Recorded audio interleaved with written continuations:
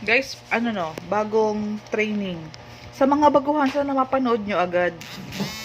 Ito yung power of 2 getting 2. Ikaw kasi may 1 account ka, or kung may 3 accounts ka, mas maganda. Kung naka 1 account ka, ikaw to, ang dapat mo lang kasi i-focus is magkaroon ka ng malakas na leader sa left, malakas na leader sa right. Pwede mo nang kitain yung unlimited 200. Okay? Halimbawa, ito si leader A, ito si leader B.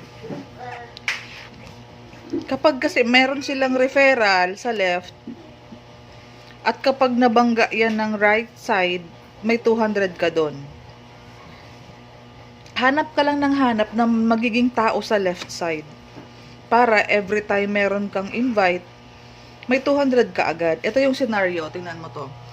Ito kasi, ang right side ko is merong 20 sa ngayon. May 20 siya sa right. So, ang bawat invite ko, nilalagay ko sa left para maging 200 pesos ko siya. Okay? Ang maganda dito, hindi ko na muna nilalagyan ang right side ko kasi madami. Okay?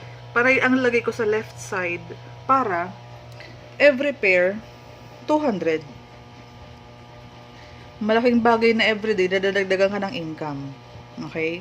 Ngayon, kapag naman lumakas yung left side mo, right side ka naman maglalagay. Kung saan walang tao, doon ka maglagay para may 200 ka sa pairing. Ganun na siya kasimple. Power of 2 leaders, getting 2 leaders.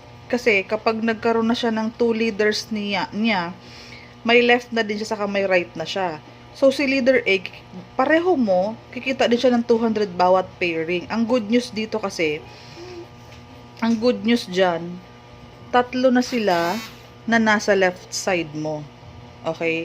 So, dito kasi, ang mangyayari, times 3 na ang effort mo.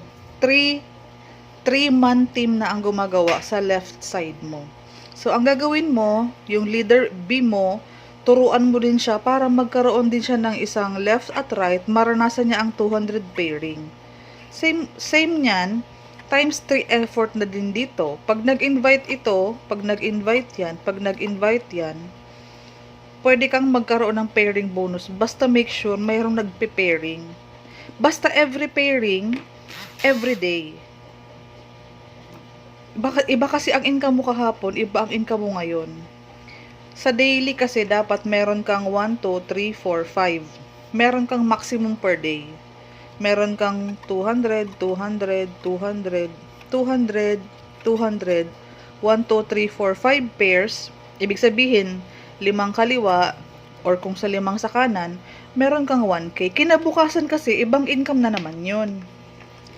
Halimbawa, nakapag-refer ulit yung left mo, nakapag-refer ulit yung right mo, basta maximum 5 sa isang araw, may 1,000 ka sa 1 account. So, i-push mo na magkaroon kang 3 accounts.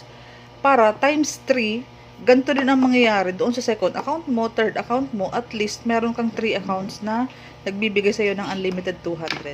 Power of 2 getting 2. Okay? Thank you.